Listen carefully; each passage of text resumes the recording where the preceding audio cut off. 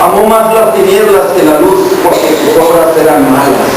Pero aún así el amor de Dios, ese amor poderoso, hermanos, ese amor que la mente del hombre natural no alcanza a entender, ese amor vino, esa palabra creadora del principio, esa palabra fuerte que los ángeles se regocijaban cuando escuchaban la creación del universo. Nuestro Dios es espíritu, hermano. Es santo y es un Dios de amor. Es su esencia. Él no puede negarse a sí mismo. Así que dijo, iré a buscar a mi creación porque se ha perdido. Pero nos lo hizo saber desde la antigüedad.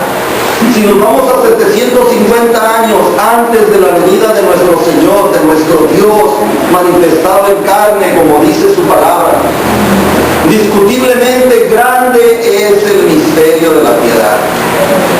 Y claramente y fuerte y con poder y autoridad dice, Dios fue manifestado en carne. ¿Sabe por qué? Por amor a usted y por amor a mí. Esta es la realidad de esta escritura. De esta manera nos ama el Señor. Dice que Él fue justificado en el Espíritu y que fue visto de los ángeles. Esos ángeles que se regocijaban oyendo la palabra con poder y autoridad, cómo tronaban los cielos, cómo tronaba el universo y se estremecía cuando el Señor decía, hágase la luz. Cuando el Señor hizo los mares, cuando separó lo seco de lo mojado, cuando hizo las grandes expansiones, se estremecía el universo, escuchando la palabra creador espíritu. Pero este espíritu, por amor a nosotros, vino, dice la palabra, y ese verbo, esa palabra creadora, por fin lo pudimos ver, porque fue hecho carne y habitó entre nosotros.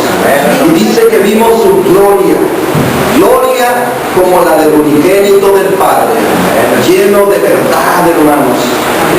Ese hombre que fue declarado y que fue revelado, ese nombre, cuando el ángel habló con José y le dijo, no temas, acéptala, porque lo de ella del Espíritu Santo es, tendrás un hijo y le pondrás por nombre Jesús, porque Él salvará a su pueblo de sus pecados. Denle gloria a Dios, hermano. Porque como le decía a usted hace unos momentos, ese Dios fue profetizado y esa profecía era de Dios. Decía que una virgen iba a concebir a un niño y que el principado iba a ser sobre sus hombros. Pero habló, mi hermano, con esa claridad y dijo que sería nuestro Padre, que sería nuestro Dios fuerte, poderoso, que sería el príncipe nuestro amigo, nuestro maestro. Él haría todo por nosotros, hermano, aún viendo la insensatez de su creación. Porque si nos vamos todavía más atrás de esa profecía, de la profecía de ese gran profeta como fue Isaías, nos vamos ante la promesa que le hizo Abraham. Porque el Señor, viendo su creación ahí, dijo, no hay justo ni aún, no hay quien haga lo bueno. O sea que nadie podrá salvarse. Iré con Abraham, lo llamaré y le diré que por él serán benditas todas las naciones de la tierra. Y sabe que, hermano, ahí entramos nosotros. Porque todavía venía el pueblo elegido, todavía se iba a formar ese pueblo que el Señor iba a poner por encima de todas las naciones. ¿Y sabe cuál era ese propósito, hermano? Que nosotros viéramos el gran poder y autoridad de este Dios nuestro, para que fuera de testimonio a la humanidad. Te pondré aquí, le dijo a su pueblo, y serás admirado por tu buen testimonio o serás juzgado por tu desobediencia. Y así fue, hermanos. Así fue que el pueblo de Israel, por duro de servir, dice el Señor, este pueblo rebelde, cuando viendo la promesa que el Señor le había hecho a Abraham, ¿sabes qué? Vamos a alcanzar a todos. Serán benditas todas las naciones y tu descendencia será contada como las estrellas del cielo. ¿Quién es digno de recibir esos regalos? Nadie en toda la humanidad. Porque estábamos nosotros presos en nuestros delitos baña a la humanidad y dice: ten estos regalos, porque has creído en el nombre que es sobre todo nombre. Porque ¿qué dice la palabra? Que ninguno otro hay salvación, porque no hay otro nombre bajo el cielo por el cual podamos ser salvos. Viene y nos revela su nombre, su santo nombre, y nos llena de regalos. Que Dios ama al mundo, y porque Dios dice su palabra que Él no vino para ser servido, el Dios Todopoderoso. Pero más esa humildad, esa sencillez de nuestro Dios, aún criticado por muchos con ignorancia. Esta tarde hablaba con un hermano, como les digo, que es tapicero y que estaba ahí con la panel, y dice: yo era tan ignorante que todavía me ponía rebelde y decía que la Biblia estaba equivocada. Así es el hombre por naturaleza. No, hermano. Lo que pasa es que el hombre pecó, se contaminó. Porque si nos vamos todavía más atrás de la promesa del Señor, cuando ve a Adán y a Eva, cuando los forma después con estas manos preciosas de Él, cuando los hace con ese amor y les da soplo de vida, se convierte en amigo de Adán.